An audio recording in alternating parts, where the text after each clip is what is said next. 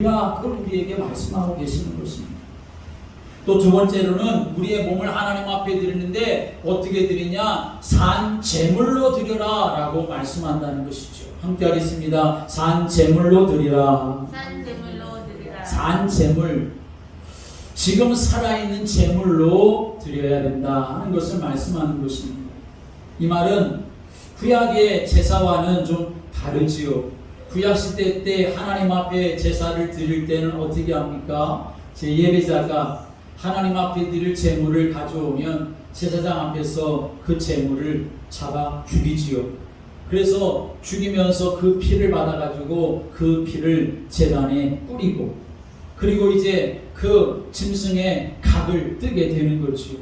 머리부터 몸통 다 각을 뜨고, 그리고 몸의 각 부위별로 다 나누고, 그리고 그 안에 있는 내장과 기름을 따로 다 분리하고, 그래가지고 어떻게 합니까? 그걸 제단 위에 불살라서 하나님 앞에 드렸습니다. 구약시대에 하나님 앞에 드리는 이 제물은 죽어있는 모습으로 드려지게 되어진 것이죠. 죄와 허물로 가득한 나 자신의 죽음을 그렇게 상징하고 표현하는 것입니다. 그런데 오늘 본문의 말씀에서는 구약의 죽은 제물이 아니라 산 제물로 하나님 앞에 드려라 라고 말씀하고 있다는 것입니다. 살아있는 상태 그대로 하나님께 드려라. 이게 무슨 말입니까?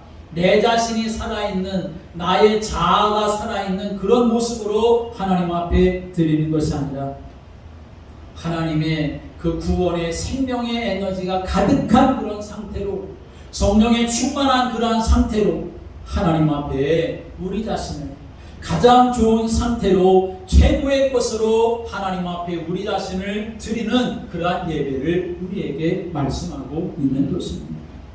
이게 바로 영적인 예배라고 말하는 것입니다. 여러분, 우리가 하나님 앞에 드려야 할 제물은 산 제물이 되어야 하는 줄을 믿으시기 바랍니다. 최상의 것, 가장 좋은 것으로 드려야 하는 것이죠. 더 나이 들기 전에, 우리 몸이 병들어서 아무것도 할 수가 없는 그런 때가 오기 전에, 지금 현재의 나를 산 제물로, 최상의 상태로, 최고의 것으로, 성령 충만한 그런 상태로 하나님 앞에 드리는 산 제물의 예배가 되어야 한다. 그게 바로 우리의 영적인 예배고, 그게 우리의 삶의 예배가 되어야 한다 하는 것을 말하는 것입니다. 죄에 찌들고 병들고 나이 들어서 기운 없을 때가 아니라 내 인생 최고의 순간에 최상의 것을 주님 앞에 드리는 것, 그게 바로 산 제물로 하나님 앞에 드리는 것이다 라고 말씀하고 있는 것입니다. 요즘 시대는 헌신이라고 하는 단어가 이제 익숙하지 않은 그런 시대가 되고 말았습니다. 받는다라고 하는 것은 너무나 익숙하지요.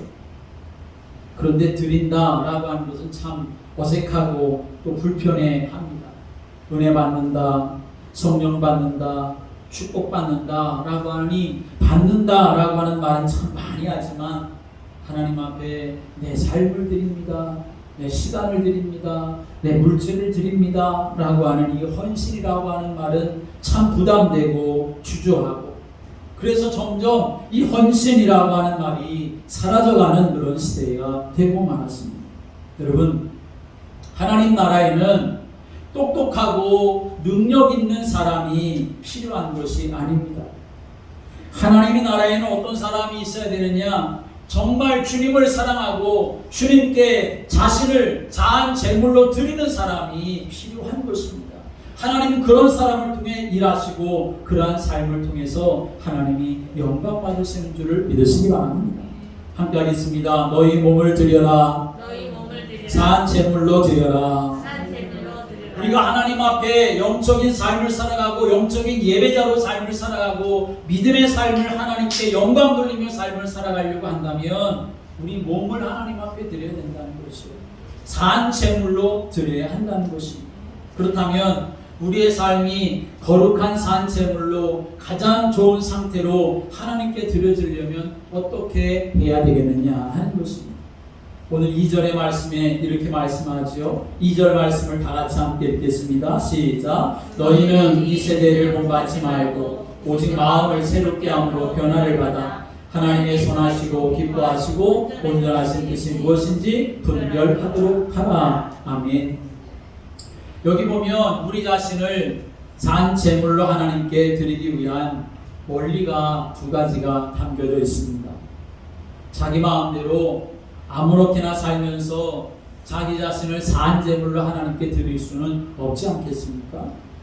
그 첫째 원리는 뭐냐면 함께 하겠습니다. 이 세대를 본받지 말고 이 세대를 본받지 말라 하는 말입니다. 우리 자신을 산 제물로 하나님께 드리겠다면 우리는 당연히 세상이나 이 세상의 가치관을 따라 살아서는 안 된다는 거죠. 이걸 다른 말로 말하면 이 세상을 본받지 않는 것을 구별의 원리라고 말합니다. 함께 하겠습니다. 구별의 원리. 구별의 원리가 있어야 한다는 거죠. 구별의 원리라고 하는 것은 한마디로 세상과는 다르게 산다라고 하는 것을 말하는 것입니다. 물론 우리가 이 세상과 동떨어져 사는 게 아니지요. 이 세상 한가운데 우리가 살고 있기 때문에 세상의 영향을 안 받을 수가 없지만 그렇다 하더라도 결코 하나님보다도 세상을 더 사랑한다든지 세상적인 세속적인 가치관을 따라서 삶을 살아가는 것은 안 된다. 그렇게 살지 않는 것을 결단하며 삶을 살아가는 것을 말하는 것입니다.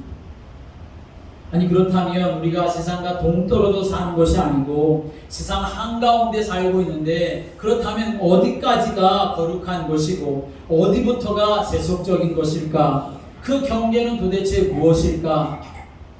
우리가 그런 질문을 할 수가 있지 않겠습니까? 도대체 그러면 목사님 TV 드라마는 이거 봐야 되는 걸까요? 보지 말아야 되는 걸까요? 유행가는 불러도 되는 걸까요? 부르지 말아야 되는 걸까요? 사실 우리가 세상 사는 것, 이 세상은 너무나 복잡하지 않습니까? 또 문화적인 그런 상황도 매우 다양하지요. 그래서 정말 거룩한 것과 세속적인 것을 선을 긋기가 정말 어려울 때가 있고 애매할 때가 있는 것을 우리가 알 수 있습니다. 그런데 구별해야 한다고 하면 어떻게 구별할 수 있습니까? 두 가지 방법이 있습니다. 하나는 함께 하겠습니다. 하나님의 말씀을 따르면 됩니다. 하나님의 말씀을 따르면 되는 것입니다. 하나님께서 하라 말씀하셨으면 하는 것이고 하지 말라라고 말씀하시면 하지 않으면 되는 것이죠. 또 다른 하나는 이것입니다. 함께 하겠습니다. 하나님께 묻고 행하는 것입니다. 하나님께 묻고 행하는 것입니다. 성경이 우리의 삶에 대해서 자세하게 하나씩 다 말씀하고 있지는 않지 않습니까? 그럴 때는 어떻게 합니까? 내 자신이 내 안에 계신 주님께 묻고 그리고 행하면 되는 것이죠. 묻고 행하는 것. 그래서 정말 하나님께서 원하시는 바를 내가 믿음으로 걸어가는 그런 삶이 우리에게 있어야 한다는 것입니다. 우리가 주님께 물을 때에 주님께서 우리에게 말씀하시고 성령께서 우리를 생각나게 하시고 성령께서 우리를 가르쳐 주시는 줄을 믿으시기 바랍니다. 그렇게 못했으니까 안 되는 것 같고 그렇게 안 하니까 안 되는 것 같지만 그런 날마다 우리의 삶을 그렇게 성령께 묻고 성령의 인도하심을 따라 삶을 살아가려고 한다면 우리의 삶은 당연히 성령의 가르치심과 깨닫게 하심과 인도하심 속에 삶을 살아갈 수가 있게 되는 것입니다. 그래서 이렇게 우리가 이 세대를 본받지 않으려고 하나님의 말씀을 따라 살며 성령께 묻고 그리고 성령의 인도하심을 따라 살아야 되려면 살아가려면 반드시 우리에게 뭐가 필요하냐? 결단이 필요하다는 사실을 우리는 기억해야 합니다. 믿음의 결단이 있어야 되는 거죠. 하나님이 말씀하시는 바를 우리가 알아도 성령께 우리가 묻고 기도해서 성령께서 우리에게 깨닫게 하실 때에도 내가 결단하지 않으면 무슨 소용이 있겠습니까? 오늘 한 주간 동안도 아주 작은 것이라도, 작은 부분이라도, 수많은 일들 가운데 10가지라도 여러분이 믿음으로 결단하고 그 작은 첫걸음부터 시작해 나아갈 수 있는 그러한 믿음의 성도들 되시기를 주님의 이름으로 축복합니다. 또 두 번째 원리는 뭐냐 하면, 첫 번째 원리는 구별의 원리, 이 세대를 본받지 않는 것을 말하는 것이고, 두 번째 원리는 뭐냐 하면 마음을 새롭게 함으로 변화를 받는 것입니다. 다른 말로 말하면 변화의 원리라는 것입니다. 함께 하겠습니다. 변화의 원리.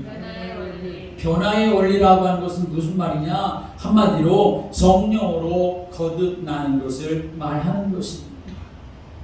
죄의 본성, 옛 자아, 더러운 육체의 욕구, 그거 그대로 가지고 우리가 삶을 살아가면 나 자신의 몸을 하나님 앞에 거룩한 산제물로 드릴 수가 없는 것이죠.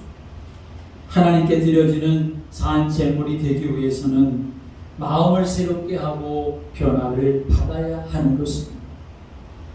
어떤 사람은 TV 드라마를 보면서 거기에 빠져가지고 눈물을 흘리면서도 하나님의 말씀을 읽고 들을 때에는 하품만 하고 졸리기만 한 사람도 있죠.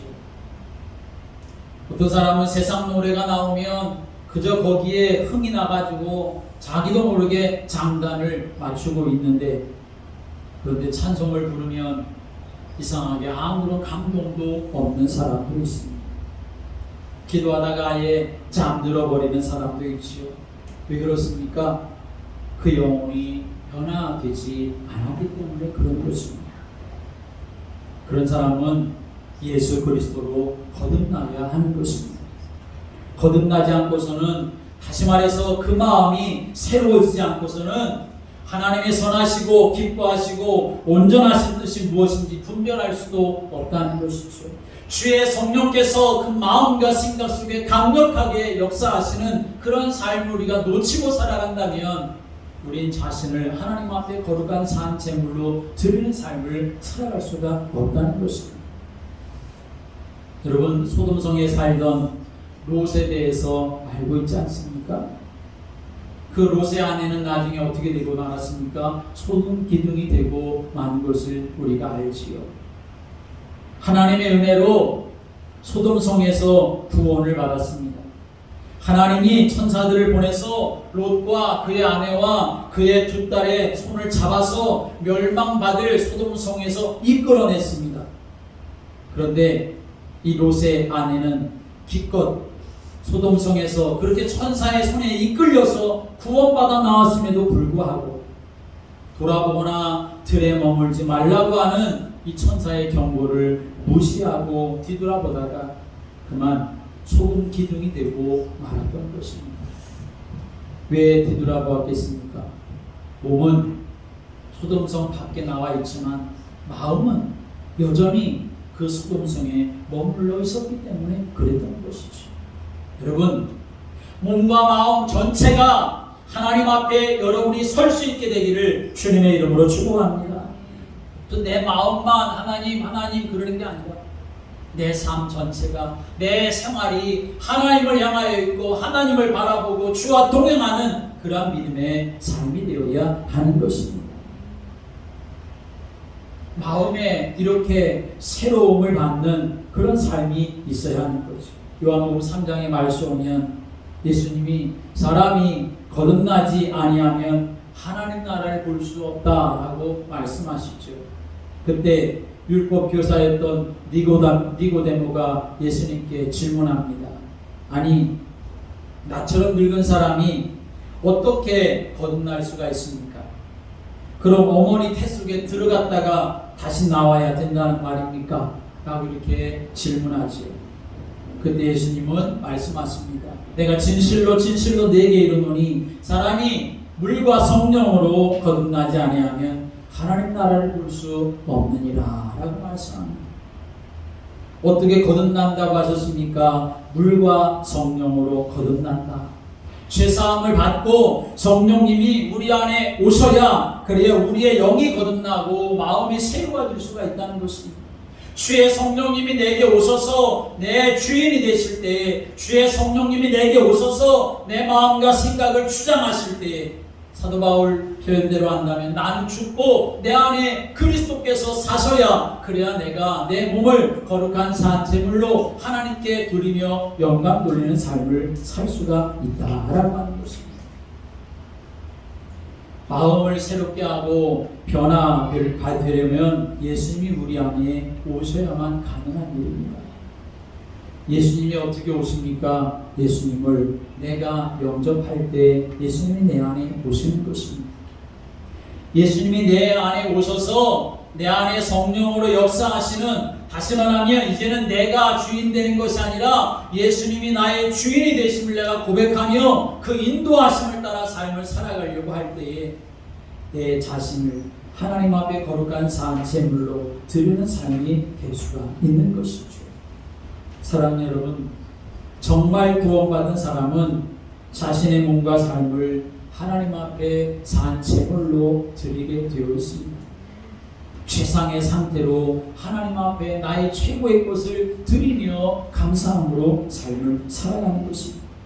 더 이상 세상을 따르지 아니하고 마음의 중심이 변화가 되어서 오직 하나님의 선하시고 기뻐하시고 온전하신 뜻이 무엇인지 분별하여서 그 길을 걸어가는 사람이 바로 구원의 축복 속에 있는 사람이고, 그 사람이 바로 참된 예배자가 되어지는 것이죠.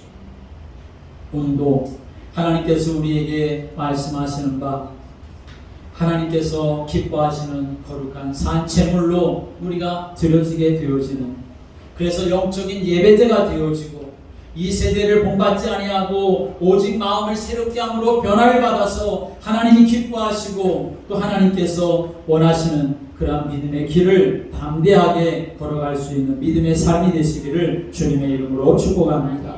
기도드리겠습니다. 하나님 아버지, 우리를 구원하시고 자녀 삼아주셔서 감사합니다.